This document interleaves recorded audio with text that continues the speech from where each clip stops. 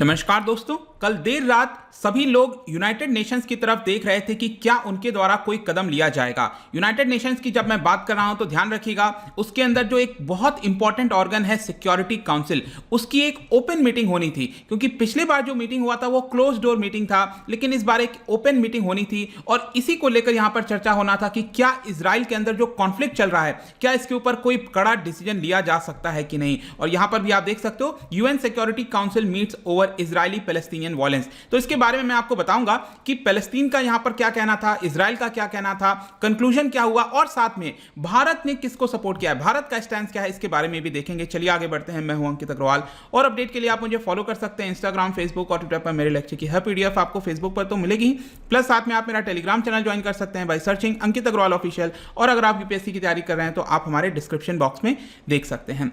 तो यहां पर आप देख सकते हो दोस्तों, हुआ क्या है एग्जैक्टली, हम क्यों इसके बारे में डिस्कस कर रहे हैं। क्योंकि संडे को यहां पर जो सिक्योरिटी काउंसिल है, सिक्योरिटी काउंसिल में ध्यान रखिएगा टोटल 15 मेंबर्स होते हैं, जिसमें भारत भी इस समय हिस्सा है as a non permanent member, क्योंकि भारत भी इस साल जनवरी के महीने में चुना गया था। तो यहां पर बातचीत हो रहा था कोई डिसीजन लिया जाएगा, क्योंकि आप देखो अभी तक करीब 180 पैलेस्टीनियंस जो हैं उनकी मृत्यु हो गई है और इजराइल के अंदर भी 10 लोग यहां पर मारे गए हैं। तो दोनों तरफ से यहां पर आपको नुकसान देखने को मिल रहा होगा। जो हमास है उन्होंने कई हजारों रॉकेट्स फायर कर चुके हैं, 3000 से ज्यादा रॉकेट्स फायर कर चुके हैं और इजराइल ने भी रिस्पॉन्ड में यहां पर एयर स्ट्राइक कर दिया है। डायरेक्टली उनके जो मल्टी स्टोरी बिल्डिंग्स वगैरह हैं उसको यहां पर गिराया जा रहा है। तो इस मीटिंग के अंदर सबसे पहले जो यूनाइटेड नेशंस के सेक्रेटरी जनरल हैं उनके द्वारा बहुत ज्यादा कंसर्न्स को एक्सप्रेस किया गया। उन्होंने यह कहा कि अगर यहां पर सीज फायर नहीं रोका गया, जल्दी अगर हम सीज फायर की तरफ नहीं गए, दोनों पार्टीज यहां पर शांत नहीं हुई, तो ये जो सिचुएशन है वो आउट ऑफ कंट्रोल चला जाएगा और फिर इसको रोकना बहुत ज्यादा मुश्किल हो जाएगा।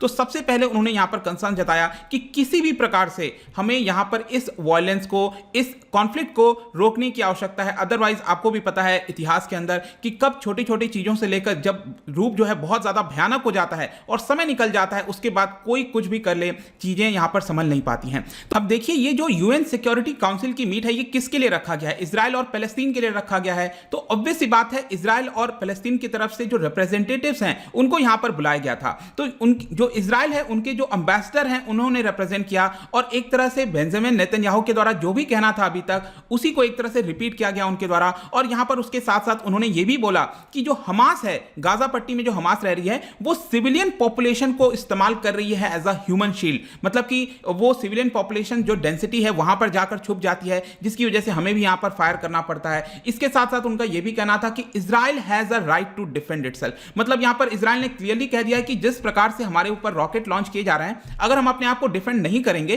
तो हमें बहुत ज्यादा नुकसान हो सकता है। और यहां पर उनका क्लियर कहना था कि Israel has made it's choice, मतलब कि इजराइल ने अपना चॉइस बना लिया है। कहने का मतलब है कि वो यहां पर फुल फोर्स से वॉर करेगा अगर उसके ऊपर कोई भी हानि होती है। और उन्होंने चेतावनी भी दे दी कि यहां पर इंटरनेशनल कम्युनिटी को भी अपना चॉइस बना लेना चाहिए, क्योंकि हमने अपना चॉइस बना लिया है। ये इजराइल की तरफ से बोला गया। पैलेस्टीन की तरफ से देखिए क्या बोला गया, उनके भी जो एम्बेसडर हैं उन्होंने यहां पर यह बोला कि जो पूरी इंटरनेशनल कम्युनिटी है वो कब एक साथ मिलकर कंडेम करेगी इस पर्टिकुलर चीज को, कितने पैलेस्टीनियंस की जान जाएगी, तब जाकर यहां पर इंटरवीन किया जाएगा इंटरनेशनल कम्युनिटी के द्वारा। और यहां पर पैलेस्टीन का कहना था कि ये कोई नेबरहुड का फाइट नहीं है, ये एक तरह से कॉलोनियलिज्म है। मतलब यहां पर उनका इशारा था कि इजराइल जो है वो हमारे लैंड पर आ रखा है, कब्जा कर रखा है, उसको हटाना चाहिए। यहां पर उन्होंने कहा कि know people on earth would tolerate this, आज के डेट में कोई भी इसको टॉलरेट नहीं करेगा। और यहां पर देखिए उन्होंने एक और चीज कहा कि इजराइल जो है वो बार बार ये कहता रहता है कि put yourself in our shoes, लेकिन जो पैलेस्टीन है उनके एम्बेसडर ने यहां पर यह बोला कि ये जो इजराइल है वो शूज नहीं पहन रखा है, they are wearing military boots. मतलब कि जिस प्रकार से वो हमला करते हैं हमारे ऊपर वो बहुत ज्यादा निंदनीय है, ऐसा उनको नहीं करना चाहिए। बेसिकली उनका ये कहना था why not put yourself in our shoes, मतलब कि जिस प्रकार से हम पे प्रताड़ना की जा रही है इस चीज को भी पूरे विश्व को यहां पर देखना चाहिए। How many Palestinians killed is enough for condemnation. तो बार बार यही कहना था कि पूरी जो इंटरनेशनल कम्युनिटी है वो एक साथ आ नहीं रही है, यहां पर इंटरवीन नहीं कर रही है, जिसकी वजह से हमें बहुत ज्यादा दुख है। We know one Israeli is enough. और अगर सपोज एक इजरायली की भी मौत हो जाती है तो पूरी इंटरनेशनल कम्युनिटी जो है वो कंडेम करती है। तो ये आपका पैलेस्टीन की तरफ से बोला गया। नेक्स्ट यहां पर भारत का क्या कहना था, तो देखिए भारत का अभी तक जो स्टैंड रहा है वो एक तरह से कंटिन्यू है। यहां पर आप देख सकते हो, यहां पर भारत की तरफ से जो स्टेटमेंट जारी किया गया है, सबसे पहले तो हमने जो कंसर्न है पूरा वायलेंस को लेकर उस पर अपना एक्सप्रेस किया। स्पेशली यहां पर भारत का यह भी कहना था कि जिस प्रकार से जो अल अक्सा मॉस्क है वहां पर जो भी आपका रिसेंट डेज में चीजें हुई थी वो सही नहीं है। इसके अलावा यहां पर जो नेबरहुड है शेख जर्रा, वहां पर लोगों को इविक्ट करने की बात कही जा रही है, हटाने की बात कही जा रही है पैलेस्टीनियंस को, यह भी गलत है। उसके ऊपर हम कंसर्न जारी करते हैं, ऐसा भारत की तरफ से मत था। इसके अलावा यहां पर भारत ने यह भी बोला है कि पिछले कुछ समय से यहां पर सिचुएशंस बहुत ज्यादा खराब हो गए हैं। इसके अलावा आप देख सकते हो इनडिस्क्रिमिनेट रॉकेट, अब यहां पर दोनों चीज को बैलेंस किया गया भारत के द्वारा। सबसे पहले भारत ने बोला है कि जिस प्रकार से गाजा की तरफ से गाजा पट्टी की तरफ से रॉकेट्स फायर किए जा रहे हैं इजरायली सिविलियन पॉपुलेशन के ऊपर, वो गलत है, ऐसा बिल्कुल भी नहीं होना चाहिए। इसके साथ साथ भारत ने यह भी ऐड कर दिया कि यहां पर इजराइल की तरफ से भी जो रिटेलिएशन में किया जा रहा है एयर स्ट्राइक्स, वो भी हम उसको कंडेम करते हैं। और भारत ने भी अपना एक नेशनल जो है वो गाजा की तरफ से जो स्ट्राइक किया गया था उसके ऊपर से हमने भी अपनी जाने को आई है। बेसिकली आपको पता हो गाजा पट्टी के जस्ट ऊपर एक जगह है एशकलॉन, तो वहां पर इंडियन नेशनल थे जिसकी वजह से उनकी मृत्यु हो गई गाजा की तरफ से फायरिंग करने की वजह से। और यहां पर आप देख सकते हो बेसिकली हमने अगेन वही वायलेंस प्रोवोकेशन जो भी चीजें हो रही हैं उसको रेसिस्ट करने की बात कही है। इसके अलावा भारत ने यह कहा है कि हम सपोर्ट करते हैं जो भी इस समय डिप्लोमेटिक एफर्ट्स हैं क्वार्टेट के।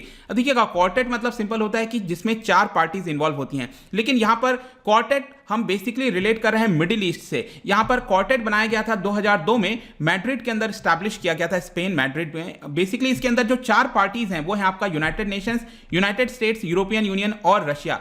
तो ये बेसिकली चारों के द्वारा यहां पर मध्यस्थता की जा रही है इजराइल और पैलेस्टीन के मुद्दे को लेकर। और 2002 में ही यहां पर आप देखोगे तो जो ईस्ट जेरूसलम है वहां पर भी इन्होंने अपना ऑफिस एस्टैब्लिश कर दिया था ताकि जल्दी से पीस नेगोशिएशन हो सके, लेकिन इस तरह की चीजें अभी तक नहीं हो पाई हैं। और यहां पर एंड में भारत ने यह कहा, in conclusion I reiterate India's strong support to just Palestinian cause, मतलब भारत का जो अभी तक मत रहा है 2 स्टेट सॉल्यूशंस को लेकर वो हम अभी भी उसके ऊपर कायम है, मतलब कि इजराइल भी होना चाहिए और वहां पर जो पैलेस्टीन है एक कंट्री है वो भी होना चाहिए, ऐसा भारत का मत है। तो कंक्लूजन में क्या है यहां पर यूनाइटेड नेशंस के द्वारा क्या सॉल्यूशन निकाला गया, क्या कुछ बोला गया? देखिए अगेन यूनाइटेड नेशंस अगेन इस चीज के ऊपर विफल रहा है। कोई भी चीजें यहां पर अभी तक अब कंक्लूजन में सामने निकल कर नहीं आई, मतलब एक जो ज्वाइंट पब्लिक स्टेटमेंट होता है वो भी यहां पर यूनाइटेड नेशंस जो है वो निकालने में असक्षम रहा, मतलब कुछ भी नहीं कर पाया। और स्पेशली यहां पर यूनाइटेड स्टेट्स का बताया जा रहा है कि वो बहुत ज्यादा एग्रेसिव तरीके से चीजों को हैंडल नहीं कर रहा है, यहां पर वो अपने आप को होल्ड बैक कर रहा है।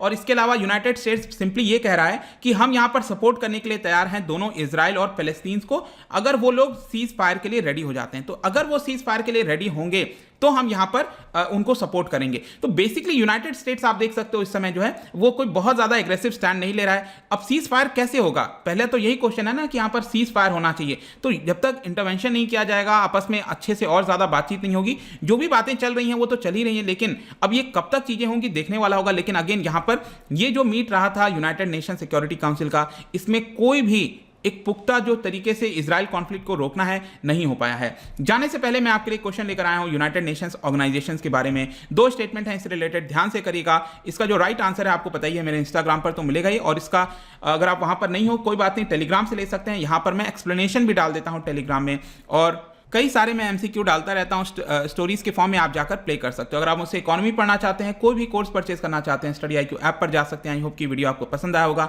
मिलता हूं आपसे next time, till then thank you very much, see you soon.